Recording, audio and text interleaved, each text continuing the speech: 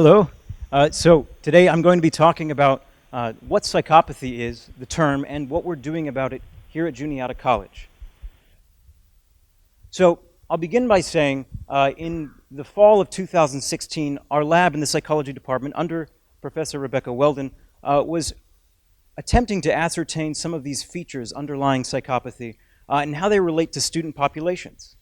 We found, consistent with a hypothesis called the distress-specific hypothesis, which I'll talk about in a little bit, that participants who were higher in psychopathy, which is this empathic deficit, were slower in recognizing the fearful faces of other people. And I'm going to discuss the implications of this. Now, in the fall of this school year, we wanted to try something else. We wanted to question the impossible. The fact is that there are very few treatments for psychopathy, and we wanted to see if we could alter this effect, this delay in recognizing the fearful faces of other people, by priming empathy, or something like empathy, in those people who are higher in psychopathy. I think in order to understand what I mean by psychopathy, we should discuss how the term has been sensationalized in the media.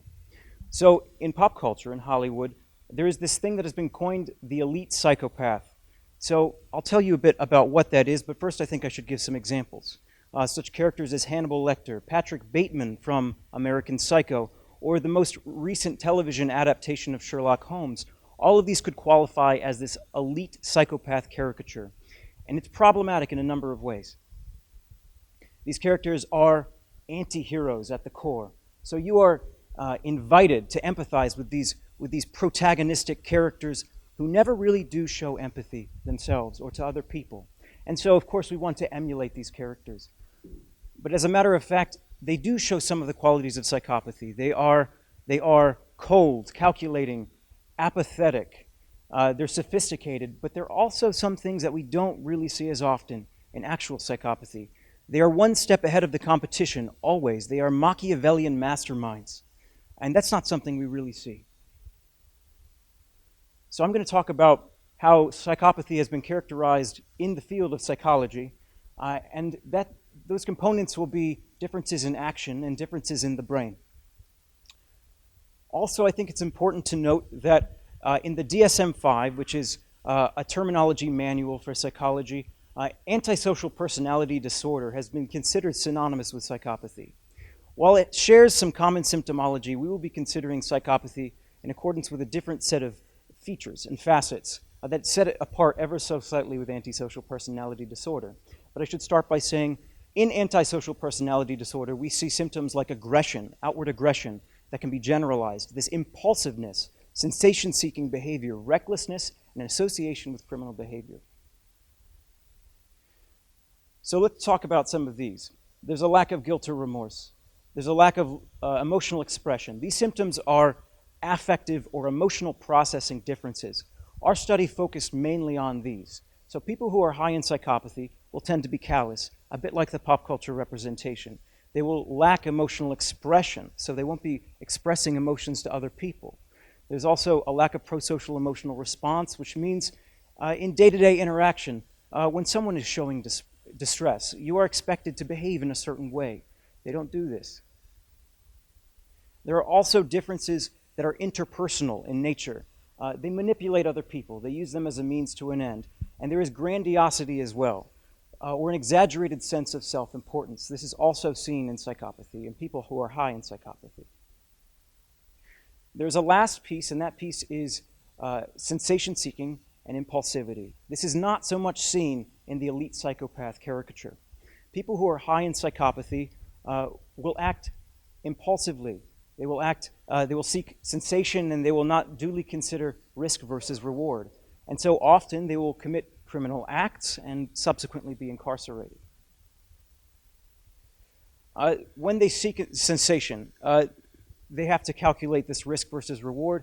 They have to actively weigh the risk versus the reward in order to make the action, but we don't really see this in people who are high in psychopathy. And then, of course, there is that aggression piece, this generalized aggression. So people who are high in psychopathy have difficulty determining victims versus victimless crimes. And so when they commit these crimes, they do not duly consider the potential impact this might have on another person. So let's talk about some of the brain differences we see in psychopathy. Mainly, we will talk about the amygdala, which is an area of the brain near the center of the brain.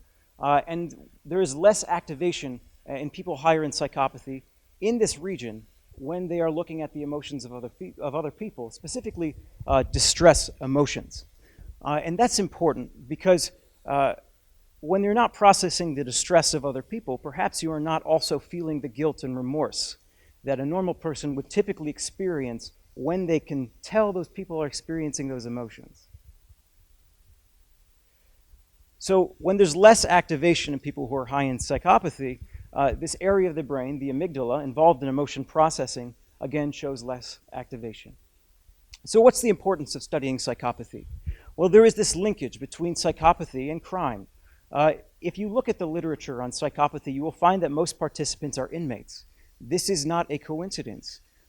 It is far more prevalent in prison populations. It's been estimated anywhere from 50 to 80% of inmates could qualify for some symptomology in psychopathy that is above the norm. Outside of prison populations, a much less percentage could be considered high in psychopathy. It has been estimated anywhere from 1.3 to 6.85% of men in the general population, mainly the United States, could qualify as having some symptomology associated with psychopathy. Whereas in women, it is 0.8%, so considerably less could be considered to qualify for the symptoms of psychopathy. It is also important to study psychopathy because at this time, treatments for psychopathy have been largely unsuccessful. This is because treatments like cognitive and behavioral strategies require some kind of agency or willingness to change in participants or patients. People who are high in psychopathy, unsurprisingly, seem to lack this agency and willingness to change, and so the treatments are largely unsuccessful. So what is being done? Well, currently our lab here at JuniataCollege is working on this distress-specific hypothesis, which is that the affective symptoms, the emotional processing symptoms of psychopathy, could be responsible for this deficit in processing the distress emotions in other people. So we thought, what if we could prime them for a congruent emotion, and maybe that could alter this effect, this delay in processing the emotions of other people. So we used something called the autobiographical emotional memory task, which challenges a participant to recall a time in their life where they felt a specific emotion. We used fear. So our participants recalled a time in their life where they experienced fear. And because of this, it may be that fear becomes more salient. It's more accessible. It's more easy to recognize in other people. So if we could take participants, people who are high in psychopathy, and prime them for this fear, they may subsequently be better able to recognize that fear in other people. And if our findings support this, it may be that priming for a congruent emotion could be a way, through exposure, to condition an empathic response in people who would otherwise lack such a response. In other words, we could foster empathy in psychopaths. And this would be groundbreaking because incarceration in our country is at an all-time high, and if we could somehow minimize this through developing strategies to address people who have psychopathic symptoms before criminal behaviors can begin to manifest, we might be able to deal with the current dilemma that is psychopathy in our country. Thank you.